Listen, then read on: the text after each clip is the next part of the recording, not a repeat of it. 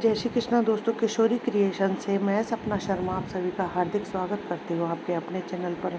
दोस्तों, आज मैं आपके लिए बिल्कुल अलग तरीके का वीडियो लेकर के आई हूँ। कुछ समय बाद श्राद्ध पक्ष शुरू हो जाएंगे, तो श्राद्ध पक्ष में जो है अपने परिजनों की मृत्यु की तिथि अगर ज्ञात नहीं हो किसी को, तो उनका श्राद्ध किस तिथि को करें, तो आज उसके बारे में ही आपको जानकारी दूँगी।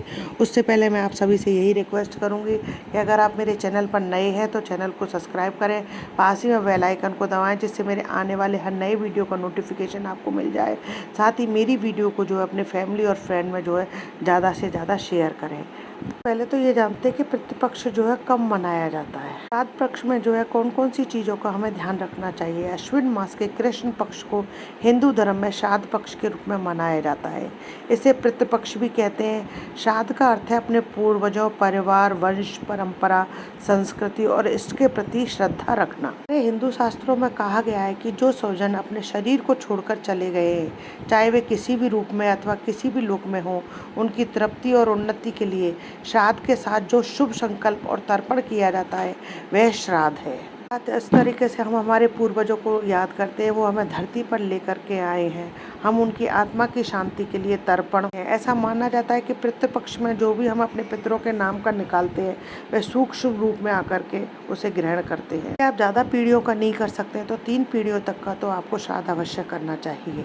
श्राद्ध स्त्री या पुरुष कोई भी कर सकता है। श्रद्धा से कराया गया भोजन और पवित्रता से जल का तर्पण ही श्राद्ध का आधार है। ज़्यादातर लोग अपने घरों में ही तर्पण करते हैं। श्राद्ध का अनुष्ठान करते समय दिवंगत प्राणी का नाम और उसके गोत्र का उच्चारण किया जाता है। किसी का भी श्राद्ध कर रहे हैं उसका नाम अवश्य बोले, ताकि वो ही उस भोग को, प्रसाद को, तर्पण को आकर के ग्रहण करे। तर्पण करते वक्त हाथ में कुश की पेती यानी उंगली में पहनने के लिए कुश की अंगूठी जैसा बनाना पड़ता है। उसे पहन लेते हैं। डालकर काले तिल से मिले हुए जल से पितरों को तर्पण किया जाता है। मान्यता है कि एक तिल का दान 32 शेर स्वर्ण तिलों के बराबर है। परिवार का उत्तराधिकारी या ज्येष्ठ पुत्र ही श्राद्ध करता है। तो ज्येष्ठ पुत्र या उत्तराधिकारी नहीं है तो स्त्रियां भी कर सकती हैं, वो भी मान्य है। परिवार का अंतिम पुरुष सदस्य अपना श्राद्ध जीते जी करने के लिए स्वतंत्र माना गया है। सन्यासी वर्ग अपना श्राद्ध अपने जीवन में ही जीते ही कर लेते हैं। श्राद्ध पक्ष में शुभ कार्य वर्जित माने गए हैं। श्राद्ध के समय दोपहर 12 बजे से 1 बजे के बीच उपयुक्त माना गया है। आप कहीं यात्रा में जा रहे हैं तो व्यक्ति, रोगी, निर्धन व्यक्ति हैं, आप कच्चे अन्न से भी श्राद्ध करने की छूट दी गई है।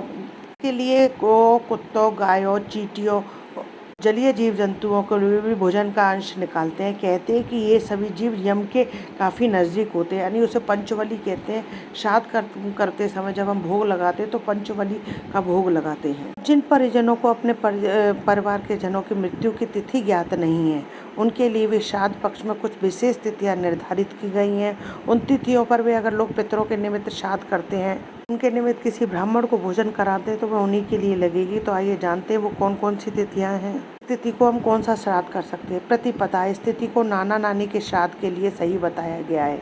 इस तिथि को श्राद्ध करने से उनकी आत्मा को शांति मिलती है। यदि नाना नानी के परिवार में कोई श्राद्ध करने वाला ना हो, तो उनकी मृत्यु तिथि याद ना हो, तो आप इस दिन उनका श्राद्ध कर सकते हैं। नाना नानी का 9 से 89 जो है श्राद्ध कर सकते हैं। पंचमी तिथि, जिन लोगों की मृत्यु अविवाहित स्थिति में हुई है तो उनका श्राद्ध जो है पंचमी तिथि को किया जाता है, तो इसलिए इसे कुंवारी की पांचें भी कहा जाता है। कई परिवारों में 5 कुंवारे, 2 कुंवारे जमाने का विधान होता है। इस दिन कुंवारे लोगों को ही भोजन कराया जाता है। आपको नहीं पता है कि आपके घर में कितने कुंवारे मरे हैं, तो इस पंचमी तिथि वाले दिन जो है कुंवारों को भोजन करा करके आप उनको श्राद्ध और तर्पण अर्पण कर सकते हैं। नवमी तिथि पर सौभाग्यवती यानी पति के रहते ही जिसकी मृत्यु हो गई हो, उन स्थितियों का श्राद्ध नवमी तिथि को किया जाता है। यह तिथि माता के श्राद्ध के लिए उत्तम मानी गई है। इसे मातृ नवमी भी कहा जाता है। जिन सौभाग्यशाली स्त्रियों की आपको तिथि नहीं पता है, तो आप मातृ नवमी वाले दिन उनका श्राद्ध कर सकते हैं।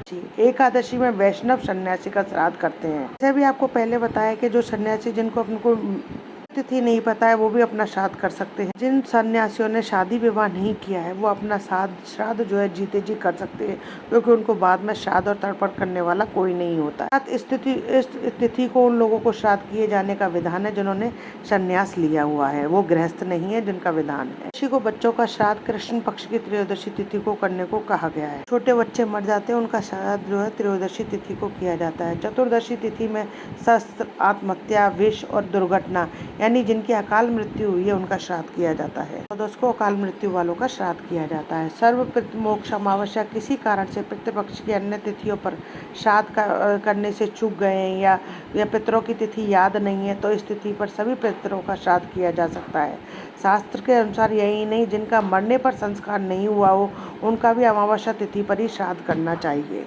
अमावस्या का नाम ही ये है कि सभी पितरों को जो है वो मोक्ष दे। इस तिथि को जो हम सभी श्राद्ध करते हैं, जिनकी जो तिथि हो श्राद्ध पक्ष में उसी तिथि को श्राद्ध करना चाहिए, यही उचित भी है। पक्ष के वक्त अगर हम कुछ नियमों का पालन करते हैं तो उससे हमारे श्राद्ध पक्ष जो है पूरी तरीके से संपूर्ण होता है। श्राद्ध करने का जो है पूर्ण फल की प्राप्ति होती है। धार्मिक मान्यता के अनुसार पितर लोक दक्षिण दिशा में होता है। इस वजह से पूरा श्राद्ध कर्म करते समय आपका मुख दक्षिण दिशा की ओर होना चाहिए। पूर्वजों की तस्वीर भी जो है दक्षिण दिशा की तरफ ही लगाएं। श्राद्ध कर्म जो है दक्षिण दिशा की ओर मुख करके ही करना चाहिए। श्राद्ध कर्म के पूर्व स्नान आदि से निवृत्त होकर व्यक्ति को साफ वस्त्र धारण करना चाहिए। लहसुन प्याज रहित सात्विक भोजन ही बनाना चाहिए। इस दिन मांस मदिरा का सेवन नहीं करना चाहिए। मन को हमेशा शांत रखना चाहिए। पितरों को जो भी भोजन दे उसके लिए केले के पत्ते या मिट्टी के बर्तन का इस्तेमाल करें। पक्ष के भोजन में खीर अवश्य बनानी चाहिए। शास्त्रों के अनुसार श्राद्ध का खाना बनाते समय दक्षिण की तरफ मुंह करके खाना नहीं बनाना चाहिए, पूरब की तरफ मुंह करके ही भोजन बनाना चाहिए। हिंदू मान्यताओं के अनुसार श्राद्ध मनाने का मतलब है साल में एक बार अपने पितरों को याद कर उन्हें भरपेट भोजन कराना और उनकी आत्माओं को खुश करना। आपसे श्राद्ध के दौरान कोई भी चूक न हो जाए, इसलिए मेरे द्वारा दिए गए इन बातों को अगर आप ध्यान जरूर रखें, इन नियमों का पालन करते हुए श्राद्ध कर्म को करते हैं तो वे स्वर्ग के भागी बनते हैं। तो यदि आपको मेरा ये वीडियो अच्छा लगा हो तो प्लीज़ मेरे वीडियो को ज़्यादा से ज़्यादा लाइक और शेयर कीजिए। यदि आपने अभी तक मेरे चैनल को सब्सक्राइब नहीं किया है तो उसे सब्सक्राइब करना ना भूलें। पास ही में बेल आइकन को दबाएं जिससे मेरे आने वाले हर नए वीडियो का नोटिफिकेशन जो है आपको मिल जाए।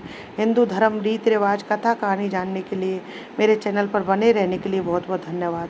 जय श्री कृष्णा दोस्तों, राधे राधे।